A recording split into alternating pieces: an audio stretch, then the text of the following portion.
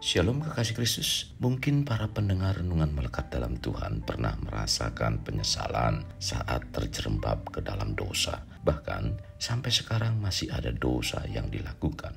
Hari ini kita ingin memahami lebih kaya lagi arti dari pertobatan. Untuk itu ikuti renungan ini sampai akhir dengan baik. Mari kita berdoa. Tuhan Yesus, terima kasih buat waktu dan kesempatan yang Kau berikan pada kami pada hari ini, di mana kami kembali mendengarkan renungan firman-Mu. Tuhan, berbicaralah lewat hamba-Mu melalui renungan ini, agar firman yang disampaikan merupakan isi hati-Mu untuk kami. Pada saat ini Tuhan, kami ingin membuka hati dan pikiran kami untuk memahami lebih kaya lagi tentang arti dari pertobatan, sebagaimana apa yang dikatakan dalam firman Tuhan. Ketika kami menerima Engkau sebagai Tuhan dan Juru Selamat, dan kami beriman kepadamu, perlu kami mengerti arti pertobatan itu sendiri Tuhan. Maka dari itu Tuhan Yesus, bukakan hati dan pikiran kami, agar dicerahkan sebagaimana apa yang firman Tuhan katakan. Inilah doa kami, dalam nama Tuhan Yesus kami berdoa. Amin. Melekat dalam Tuhan bertema pertobatan dalam perjanjian baru. Firman Tuhan terdapat dalam Matius 3 ayat 2, demikian firman-Nya. Bertobatlah sebab kerajaan Allah sudah dekat. Kekasih Kristus, kemarin renungan melekat dalam Tuhan membahas tentang pertobatan dari kacamata perjanjian lama. Sekarang kita akan membahasnya menurut perjanjian baru. Pertobatan atau bertobat dalam bahasa Yunaninya metanoia, yang artinya mengambil keputusan yang mantap untuk mengubah pikiran. Pengertian ini terlihat dalam perumpamaan anak terhilang yang tertulis dalam Lukas 15 ayat 11-32. Kata metanoia, akar kata dari meta artinya setelah, dan noieo memiliki pengertian pertama untuk memahami dengan pikiran, memiliki pemahaman. Kedua, untuk memikirkan, memperhatikan, merenungkan, mempertimbangkan. Kata ini bermakna untuk berpikir secara berbeda atau bertobat. Dan hasil pertobatan adalah metanoia, artinya perubahan pola pikir. Jadi, kalau pola pikir seseorang tidak berubah, masih sama dengan pola pikir yang lama, ia belum bertobat. Kata Yunani yang pertama adalah metanoia. Ini sepadan dengan kata dalam bahasa Ibraninya teshuva, dan kata metanoia tersebut muncul dalam perjanjian baru kurang lebih 58 kali dan selalu diterjemahkan bertobat, kecuali dalam Lukas 17 ayat 3. Jagalah dirimu. Jikalau saudaramu berbuat dosa, tegurlah dia, dan jikalau ia menyesal, ampunilah dia. Dan Ibrani 12 ayat 17, sebab kamu tahu bahwa kemudian ketika ia hendak menerima berkat itu, ia ditolak sebab ia tidak beroleh kesempatan untuk memperbaiki kesalahannya, sekalipun ia mencarinya dengan mencucurkan air mata. Arti kedua kata di atas ialah perubahan hati, yakni pertobatan nyata dalam pikiran, sikap, pandangan dengan arah yang sama sekali berubah, putar balik dari dosa kepada Allah dan pengabdian kepadanya. Inilah yang terungkap dalam perangai atau perilaku seseorang sebagai dampak dari karya Roh Kudus yang melahirkan kembali orang itu. Kata metanoia artinya bertobatlah, seperti tertulis dalam Matius 4 ayat 17. Sejak waktu itulah Yesus memberitakan, bertobatlah sebab kerajaan Allah sudah dekat.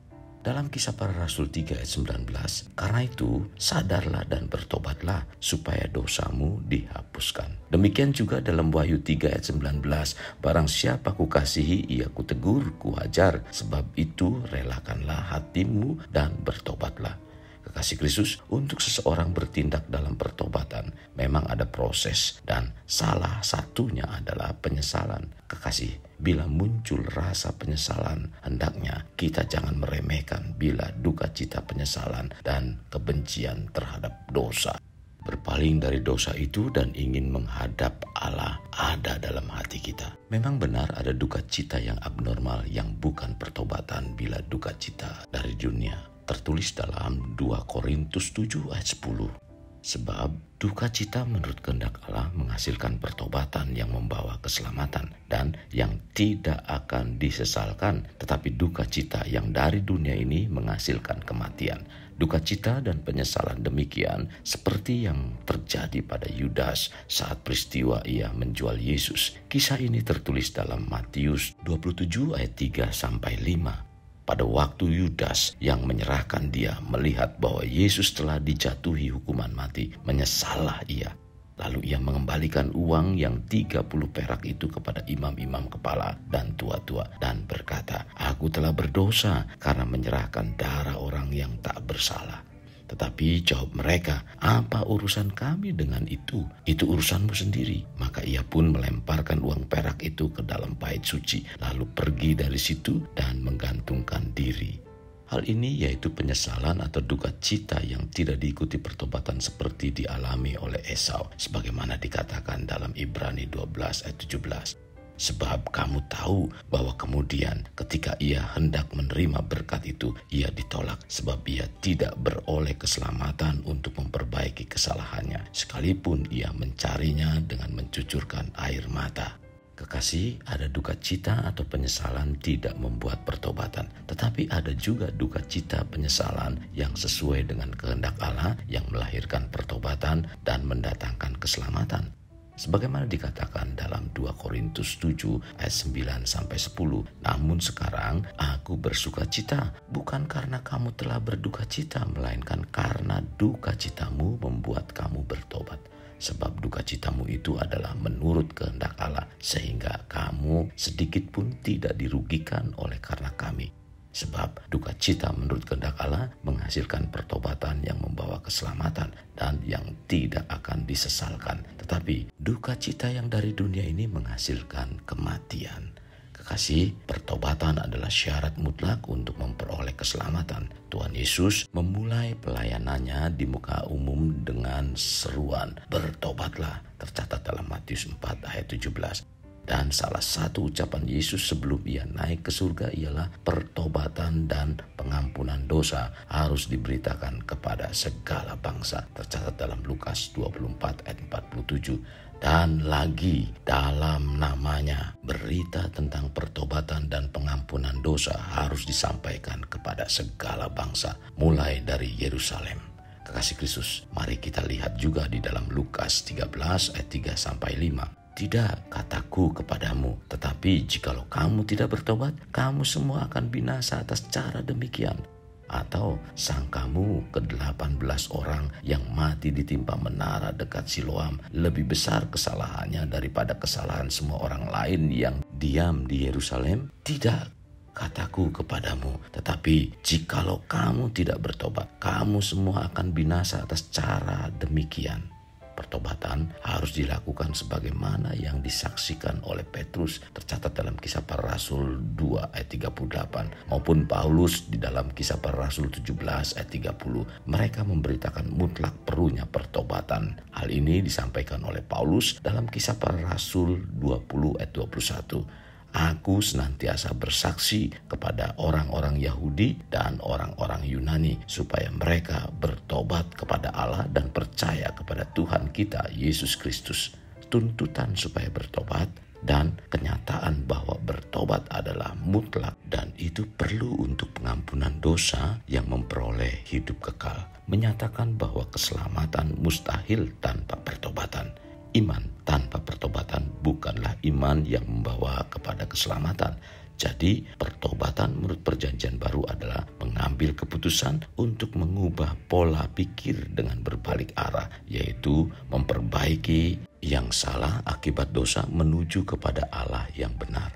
Tindakan ini menjamin kehidupan kita memperoleh keselamatan yang dibawa oleh Kristus Yesus dan sifatnya adalah sekali untuk selamanya. Kekasih Kristus, mari bawa hidup kita menjadi pribadi yang dapat memerdekakan orang dari belenggu kehidupan, layaknya terang yang menerangi kegelapan. Karena itulah yang Tuhan inginkan pada kita sebagai warga kerajaan Allah. Mari kita berdoa. Tuhan Yesus, terima kasih buat kebenaran firman yang Kau sampaikan pada hari ini. Sungguh sangat memberkati kehidupan kami dan menerangi bahkan Tuhan mencerahkan iman percaya kami kepada Engkau. Kami semakin diperkaya, dibawa untuk memahami tentang arti pertobatan, baik dalam perjanjian lama maupun dalam perjanjian baru. Bertobat bukan hanya sekedar menyesal, tetapi bertobat harus membuktikan dengan langkah untuk berbalik meninggalkan dosa menuju kepada Allah yang baik, Allah yang luar biasa dalam menjalani hidup dengan kebenaran. Tuhan, pimpin kami, mampukan kami untuk merealisasikan dalam sikap, perbuatan, pikiran, perkataan, bahkan seluruh kehidupan kami untuk melakukan kebenaran sesuai dengan kebenaran firman Tuhan. Terima kasih Tuhan Yesus buat firman Tuhan hari ini. Roh Kudus, mampukan kami untuk kami menjalaninya dengan baik, dan biarlah nama Tuhan dipermuliakan. Ini doa kami, dalam nama Tuhan Yesus kami berdoa. Amin. Kekasih Kristus, mari kita akhiri dengan mengendahkan kedua tangan kita. Terimalah anugerah berkat dari Allah Bapa, kasih sayang daripada Yesus Kristus, dan persekutuan dengan Roh Kudus yang memberkati, melindungi, dan menyinari engkau dengan wajah-Nya, serta memberi engkau kasih karunia di mana Tuhan menghadapkan wajah-Nya kepadamu dan memberi engkau damai sejahtera. Tuhan juga mencurahkan berkat secara rohani, berkat secara jasmani, dan berkat secara ekonomi, di mana berkat Abraham, berkat Ishak, berkat Yakub dicurahkan dan dilimpahkan dari saat sekarang sampai Maranatha tiba, dalam nama Tuhan Yesus. Amin. Sampai jumpa di renungan berikutnya. Tuhan Yesus memberkati.